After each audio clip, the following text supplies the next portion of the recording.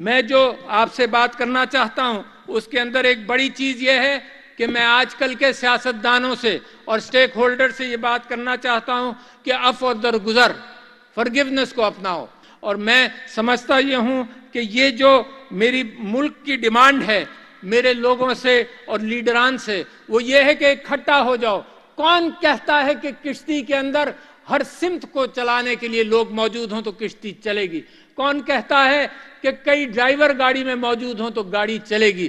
قائد اعظم نے فرمایا تھا یونٹی، فیتھ اینڈ ڈسپلن، اتحاد، تنظیم اور ایمان، یہ چیزیں ہیں جو قوم کو بناتی ہیں. اس کے اندر سب سے بنیادی چیز اتحاد ہے. جو لوگ ٹیکس دیتے ہیں وہ بھی محدود ہیں، تو لہٰذا جو ٹیکس دیتے ہیں مراعات یافتہ طبقہ ٹیکس دیتا ہے اور جو بیچارے سیلریڈ کلاس ٹیکس دیتے ہیں وہ بوجھ اٹھاتے ہیں ان لوگوں کا جو ٹیکس چوری کرتے ہیں.